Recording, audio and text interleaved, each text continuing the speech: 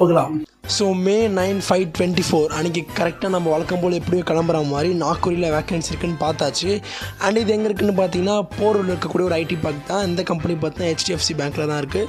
So நம்ம வழக்கம் போல் ஆவடியிலேருந்து நான் பூந்தமல்லிக்கு போயிட்டு பூந்தமல்லியிலேருந்து அந்த 154 பஸ் ஏறி அந்த கிண்டி ரூட்டுக்கு போயாச்சு. அங்கேருந்து காமர்ஸ் ஜோன்லேயும் இறங்கி உள்ளே போயிட்டேன். அண்ட் போனப்போ தான் கொஞ்சம் லேட்டாக போயிட்டேன். சரி இங்கே தான் இருக்குன்னு சொல்லிட்டு கொஞ்சம் சரி லேட்டாக போகலான்னு சொல்லிட்டு போனால் அங்கே பார்த்தீங்கன்னா மேலே அந்த ஆஃபீஸ் வந்து ஃபுல்லாக இருக்குது போல். So the ask us to wait கீழே வெயிட் பண்ண சொன்னாங்க. சரி கீழே வெயிட் பண்ணதுக்கப்புறமா கொஞ்ச நேரம் கழித்து மேலே போயிட்டு வி கான் த்ரூ மேலே போனால் அங்கே போயிட்டதுக்கப்புறமா ஒரு டெஸ்ட் அட்டன் பண்ண சொன்னாங்க. ஒரு நார்மலாக ஒரு ஆப்டிடியூட் மாதிரி தான் இருந்துச்சு. அண்ட் ரொம்பவே ஈஸியாக தான் இருந்துச்சு. அந்த இங்கிலீஷ் அந்த ப்ரிப்போசிஷன் எல்லாமே டெஸ்ட் பண்ணுற மாதிரி தான். அந்த இஸ் டூ அதில் அந்த மாதிரி செக் பண்ணுற மாதிரி தான் இருந்துச்சு. அந்த ஈஸியாக தான் இருந்துச்சு. ஆனால் என்ன ஒன்று இருந்துச்சு, அந்த எஸ்ஏ ரேட்டிங் அது எல்லாமே நம்ம நார்மலாக மேனேஜ் பண்ணுற மாதிரி தான் இருக்கும். இமெயில் ரேட்டிங் அது எல்லாமே. அண்ட் நான் வழக்கம் போல் எனக்கு தெரிஞ்ச மாதிரி என்னென்ன தெரியுமோ அதெல்லாமே எழுதிட்டேன். எழுதிட்டுக்கப்புறமா கொஞ்ச நேரம் கழித்து வந்து